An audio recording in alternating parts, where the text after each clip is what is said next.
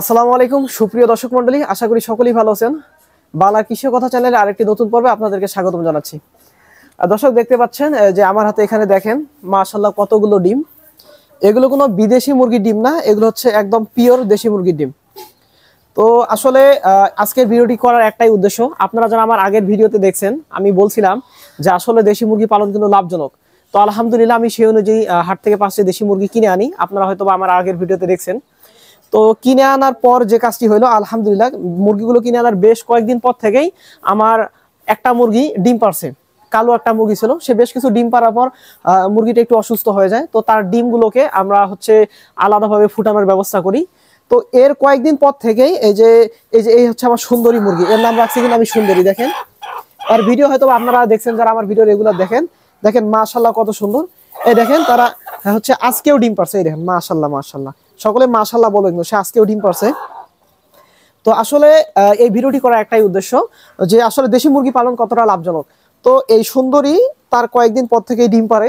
এবং আর একটা আমার লাল বড় মুরগি ছিল, যেটাকে আমি 450 টাকা দিয়ে কিনছিলাম।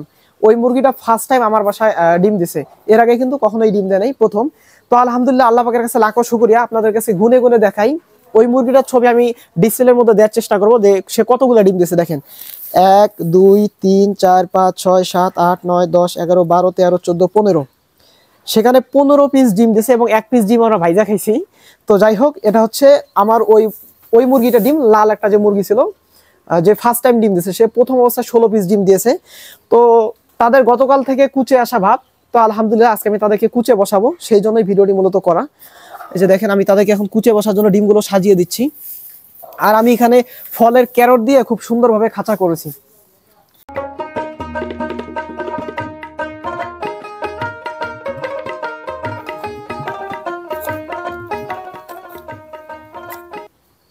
এই যে আমি এখানে ডিমের মধ্যে লিখছি, এটা হচ্ছে 9 তারিখ, মানে আমার এই মুরগিটা 9 তারিখে প্রথম ডিম দিয়েছে এবং আজকে হচ্ছে 29 তারিখ, মানে টোটালি 20টা ডিম দেওয়ার কথা।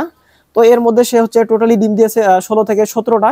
আর 2-1 দিন গ্যাপ দেবে, দেশি মুরগি এটাই স্বাভাবিক। দেখেন মাশাআল্লাহ কত সুন্দর কতগুলো ডিম। এই ডিমগুলো দিয়ে আমি তাদেরকে কুচে বসাবো।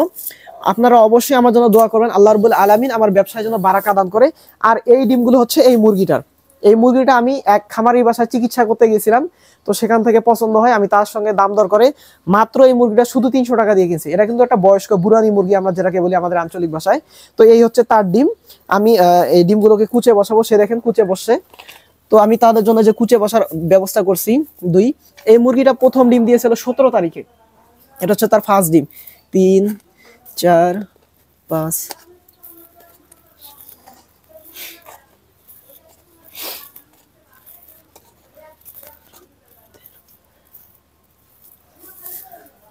তো দেখেন আলহামদুলিল্লাহ আমরা 13 পিস ডিম দিয়েছি। এটা ওই মুরগির ডিম, ওরা দিয়ে কুচে বসাবো। ও একটু ডিম কম পারার কারণ আছে, কারণ সে ছোট ছোট বাচ্চা রেখে আসছিল, আসার কয়েকদিন পরে ডিম পাড়া শুরু করে। তো আপনারা অবশ্যই আমার ব্যবসায় আমার খামারের জন্য দোয়া করবেন, আল্লাহ রাব্বুল আলামিন যেন আমার ব্যবসায় বারাকা দান করে।